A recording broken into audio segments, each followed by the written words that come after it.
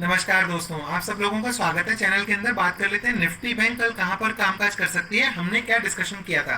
दोस्तों, हमने क्लियरली कल ये देखा था कि बैंक निफ्टी ने एक रेंज बनाई है। पूरे दिन बैंक निफ्टी एक रेंज के अंदर है। अगर इस रेंज को ब्रेक करती है तो हम पुट की साइड में बैठेंगे और हमारा लगभग पॉइंट था 33,200 के नीचे हम पुट की पोजीशन में बैठेंगे। 33,265 का हमारा एसएल रहेगा, इसमें कोई डाउट नहीं। बैंक निफ्टी ने हमारा क्लियर एसएल मॉर्निंग में ही हिट कर दिया। दोस्तों, उसके बाद मार्केट ने क्या किया, आइए 5 मिनट के चार्ट पर चलते हैं और समझने की कोशिश करते हैं। यहाँ पे क्लियर कट मार्केट ने मॉर्निंग में ही हमारा एसएल यहाँ पे हिट किया। 65 पॉइंट का एसएल था, हिट कर दिया। उसके बाद मार्केट स्लो एंड स्टडी ऊपर जाती रही, हमारा कोई कॉल का विचार था नहीं। मार्केट फिर धीरे धीरे नीचे आई। यहाँ पर फिर उसने 30,200 को यहाँ पे फिर से ब्रेक किया। क्या यहाँ पे हमारा पुट बनता है, ये मैं आपको आगे की लर्निंग के लिए बता रहा हूँ। हमने मॉर्निंग के अंदर डिस्कशन किया है कि हम यहां पर पुट लेंगे। मार्केट ने हमारा एसएल हिट कर दिया। मार्केट बहुत हाई लेवल पर चली गई। मार्केट 33,600 के आसपास चली गई। मार्केट 400 पॉइंट से हमारा लेवल ब्रेक करने के लिए आ रही है। बिल्कुल भी पुट नहीं बनता। ध्यान रखिएगा, कभी भी हमने कोई अगर एक लेवल डिस्कस किया है और वो लेवल 400 पॉइंट ऊपर से आ रहा है, 400 पॉइंट नीचे से आ रहा है, या मतलब 400 इज नॉट कि भाई एक परफेक्ट 400 ही हो गया। इतनी ऊपर से आ रहा है, 300 पॉइंट, 400 पॉइंट, 500 पॉइंट, इतनी ऊपर से अगर आ रहा है तो हमारा एक बार एसएल हिट होने के बाद दोबारा तो एंट्री बनती ही नहीं है। मान लिया जाए ये सिनेरियो ऐसा होता, लेट्स से ये सिनेरियो होता कि 33,600 के आसपास मार्केट खुलती और मार्केट फिर हमारे यहाँ पे इस तरीके से लेवल पर आती और लेट्स से 33,200 को ब्रेक कर देती। तो हम क्या करते हैं, तो हम करते हैं कि यहाँ पर एटलीस्ट यहाँ पे 15 मिनट की कैंडल जो है वो क्लोज दे दे। क्यों? क्योंकि एक तो आपके टारगेट पे वैल्यू बहुत दूर से आ रही है, 400 पॉइंट के ऊपर से आ रही है। So what is the expectation? The expectation is जो आपका पॉइंट है जहाँ पे आपने लेवल ड्रॉ किया है, that level will act as a support. ये सपोर्ट का काम करने लग जाएगा। अगर ये सपोर्ट का काम नहीं कर रहा है, इतने लेवल से आने के बाद भी नीचे आ रहा है, एटलीस्ट वी विल सी कि 15 मिनट की कैंडल नीचे यहाँ पे क्लोजिंग दे रही है या नहीं दे रही है। एंड देन अगर क्लोजिंग दे रही है तो हम अपने नेक्स्ट टारगेट के लिए, तो हमने जो अपना डिस्कशन किया उसके लिए हम पुट की पोजीशन बनाएंगे। दिस वाज योर लर्निंग कि हम इस तरीके से ऐसे डिस्कशन करते हैं और इस तरीके से मार्केट के अंदर कामकाज करते हैं। आइए दोस्तों बात कर लेते हैं कि कल मार्केट कहाँ पर काम कर सकती है, हमें कैसे काम करना चाहिए। डेफिनेटली इसमें कोई दो राय नहीं है। देखिए, मैं आपको वन डे का चार्ट दिखाता हूँ, just a second. One day का चार्ट दिखाते हैं। मार्केट अभी भी वीकर जोन के अंदर है, मार्केट बहुत वीक है ना। Continuously market slow and study नीचे आ रही थी, फिर नीचे आई, यहाँ पे अभी भी वीक है। देखिए, ये मार्केट ने जो क्लोजिंग दी वो क्लोजिंग कल की क्लोजिंग से भी नीचे क्लोजिंग दी है। ये शो कर रही है कि मार्केट अभी भी वीक है। मार्केट ने आज अपने कल के हाई को ब्रेक नहीं किया। ये दूसरी चीज है जो मार्केट के अंदर शो कर रही है कि मार्केट अभी भी वीक है। आइए 5 मिनट के चार्ट पर चलकर समझ लेते हैं कि मार्केट के अंदर काम कैसे करना है। देखिए, अगर मार्केट वीक है तो इसका श्योर मीनिंग ये जाता है कि हमें कॉल अवॉइड करना चाहिए। नंबर 1, हमें कॉल को अवॉइड करना है। देखिए, कल को 500 पॉइंट बढ़ जाए, आप कहें कि सर 500 पॉइंट बढ़ गई। देखिए, आपने कहीं ना कहीं अपने आप को कहीं ना कहीं टिकाना पड़ेगा, कहीं ना कहीं आपको अपने आप को स्थिर करना पड़ेगा। आप पूरे दिन अभी कॉल ले लूं, अभी पुट ले लूं, अभी कॉल ले लूं, अभी पुट ले लूं, आप सारे दिन ऐसे स्कैल्पिंग नहीं कर सकते। स्कैल्पिंग करने के लिए आपको ट्रेंड होना पड़ता है।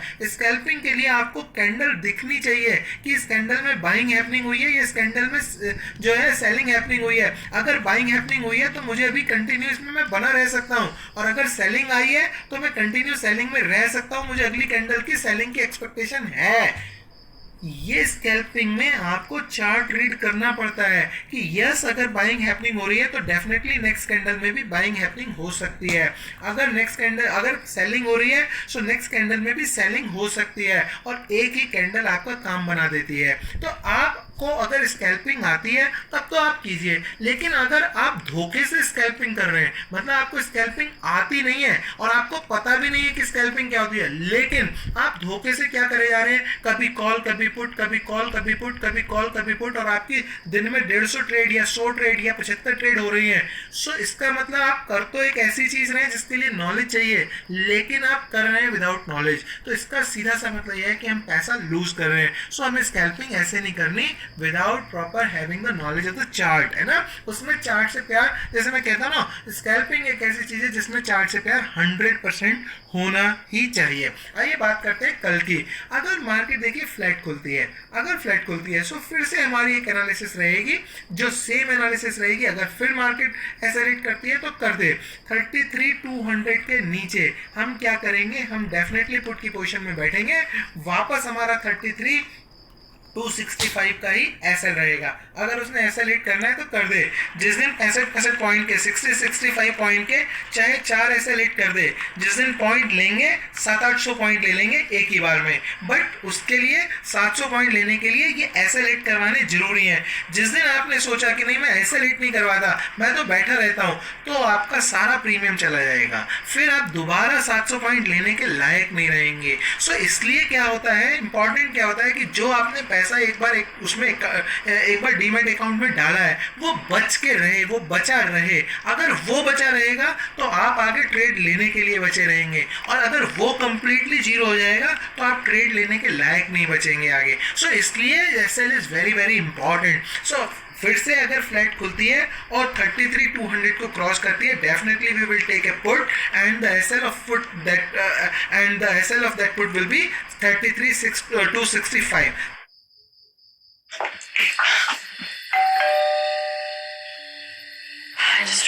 दरवाजा ना 265 33,265 हम उसका क्या रखेंगे, एसएल रखेंगे, मतलब 65 पॉइंट का। ओके, अगर मार्केट गैप डाउन खुलती है, हल्का गैप डाउन खुलती है, देखिए बड़ा गैप डाउन नहीं खुलना चाहिए, 300 पॉइंट यहाँ से नीचे या 400 पॉइंट नीचे नहीं खुलनी चाहिए।